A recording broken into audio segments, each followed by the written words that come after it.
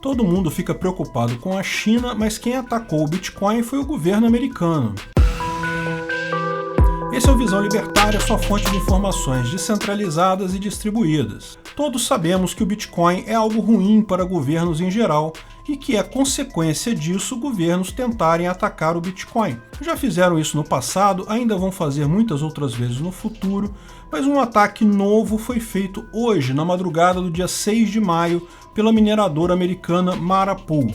Para entender o ataque do bloco limpo, um ataque à fungibilidade do Bitcoin que aconteceu pela primeira vez e as consequências dele, é preciso antes explicar um pouco sobre como o Bitcoin funciona. Não vamos entrar em muitos detalhes técnicos, você vai encontrar vídeos muito mais detalhados sobre isso aqui no YouTube. Tenha em mente que a explicação aqui é bem simplificada, o mínimo necessário para entendermos exatamente o que aconteceu. O grande feito do Bitcoin é ser uma moeda descentralizada. Isso significa que ela não tem um dono, ninguém controla o Bitcoin. Portanto, não é como dinheiro de jogo que a empresa desenvolvedora do jogo controla ele. Nem como as moedas estatais como o real e o dólar, que também têm governos por trás controlando elas. Uma moeda descentralizada como o Bitcoin não tem ninguém controlando ela. Ao contrário, o Bitcoin tem um monte de nodos. Cada nodo tem 3 tarefas: validar, salvar e transmitir transações e blocos. Quando você faz uma transação na rede do Bitcoin, essa transação vai para uma área de memória chamada mempool. Essas transações são chamadas de não confirmadas. A cada 10 minutos, mais ou menos, um nodo qualquer da rede consegue resolver um problema matemático muito difícil de ser resolvido, embora qualquer nodo possa fazer isso. Na prática, é preciso um enorme poder computacional. Então existem alguns nodos que se especializam em fazer o que eles chamam de mineração. Eles têm chips customizados para tentar resolver o problema em questão. Então, quando aquele nodo minerador consegue resolver o problema matemático, ganha o direito de receber as taxas e recompensas daquele bloco minerado. O site mempool.space permite ver com clareza o que está acontecendo. Os blocos em amarelo são os que estão no mempool do Bitcoin aguardando a confirmação. Os em azul já foram minerados, portanto confirmados. Cada bloco desses inclui um monte de transações feitas. O número de transações que cabe em cada bloco é limitado. Então os mineradores tendem a escolher as transações que possuem recompensa mais alta, fecham um bloco com essa e colocam eles na blockchain para ganhar o máximo possível. O problema que é resolvido pelos mineradores tem o nome de SHA-256, é uma forma de hash. Por esse motivo, a capacidade de cada minerador é medido em hash rate, que é a quantidade de tentativas de resolver o hash por segundo que todos os computadores ligados àquele minerador conseguem. O problema é tão complexo que um minerador sozinho teria dificuldades em conseguir. Então, vários mineradores se unem no que é chamado um pool de mineração, que é um grande número de mineradores agrupados tentando resolver o problema. Os maiores pools são o Antpool, o F2 Pool e o Poolin, mas existe um grande número deles. Como é de se imaginar, quanto maior o hash rate de um pool, maior a chance dele acertar o problema e conseguir minerar um bloco. Então, os pools pequenos levam muitos dias entre um bloco e outro, ao passo que os pools maiores fazem vários blocos por dia. Novamente, ressalto que o assunto todo é muito mais complexo, estamos simplificando o caso, mas com essas informações podemos chegar ao ataque sofrido pelo Bitcoin hoje de madrugada. Um pool pequeno, que portanto muito raramente consegue minerar algum bloco, chamado Mara Pool, da empresa Marathon Digital Holdings, conseguiu minerar o bloco 682170. Até aqui nada demais, volta e meia um minerador pequeno consegue essa façanha. Porém, esse bloco, depois de minerado, continha um aviso deixado pela mineradora de que era um bloco OFAC Compliance, ou seja, compatível com OFAC. Além disso, o bloco era bem pequeno, com apenas 178 transações. O valor das transações era mínimo, 0,05 Bitcoin.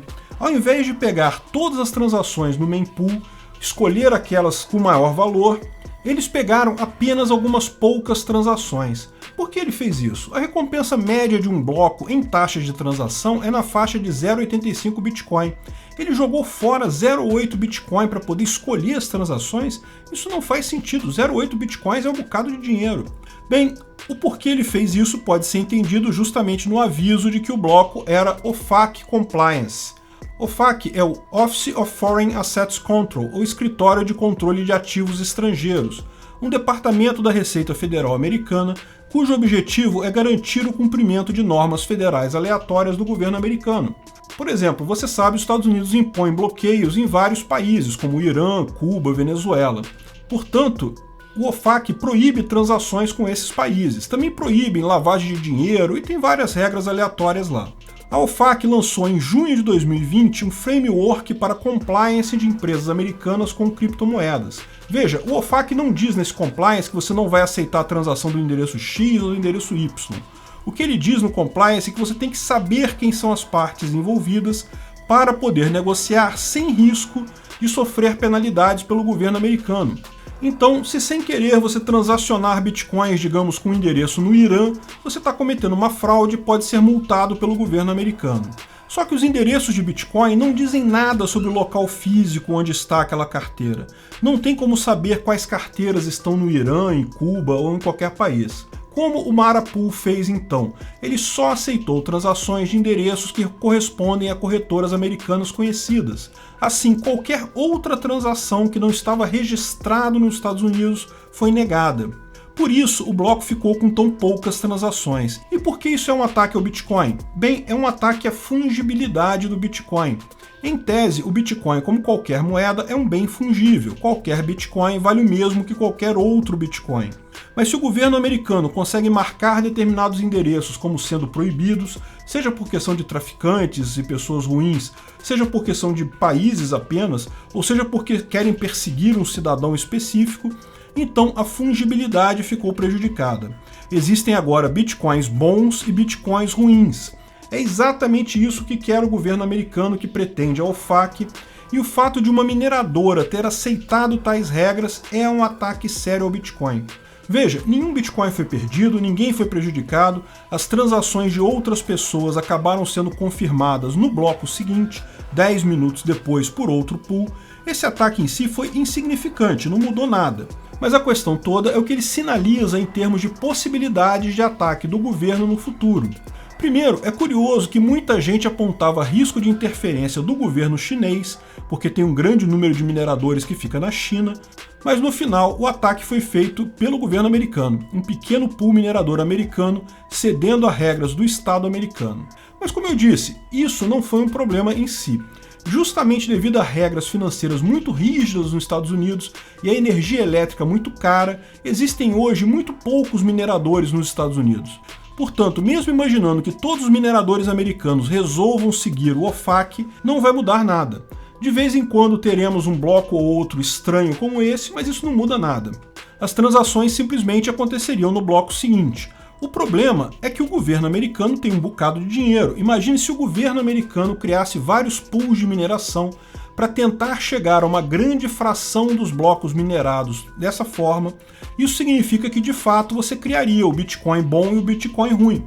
Você ainda teria os seus Bitcoins, ainda conseguiria usar eles, mas se os seus Bitcoins forem ruins, seria difícil transacioná-los, seria mais demorado, mais caro. Pior, imagina se o governo chinês, vendo o governo americano fazer isso, resolve impor essas mesmas regras a mineradoras chinesas. O problema seria muito mais imediato, porque já existe uma grande quantidade de mineradoras na China. Esse ataque mostra um caminho pelo qual governos poderiam controlar o Bitcoin. Se você não pagou seus impostos, não registrou sua carteira no governo, você não conseguiria transacionar? Bem, sim, mostra um caminho pelo qual governos poderiam, teoricamente, controlar o Bitcoin.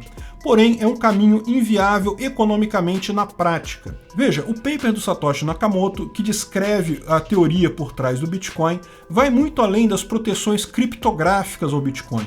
Ele também incluía proteções por consenso, com base na teoria dos jogos. O consenso do Bitcoin é um acordo implícito dos diversos nodos do Bitcoin de que todos têm interesse que o Bitcoin funcione. O valor do Bitcoin deriva justamente dele ser um ativo não controlado por ninguém. No momento que o Bitcoin for só mais um ativo controlado pelo governo, ele passa a valer meia bolota para todo mundo. O nodo Marapool fez algo contrário ao seu próprio interesse, ganhou menos dinheiro. Embora o seu site diga ser para investimentos corporativos em Bitcoin, claramente é apenas uma fronte para o governo americano. Não faz sentido alguém querer consertar o Bitcoin, matando sua característica fundamental, a independência do governo. O que os demais nodos podem fazer? Bem, o Marapool já perdeu o hash rate significativamente depois da divulgação dessa informação. Lembre-se, os pools agregam vários mineradores juntos e eles certamente ficaram insatisfeitos ao perceber que perderam dinheiro nisso. A chance desse pool minerar outro bloco ficou muito mais distante agora.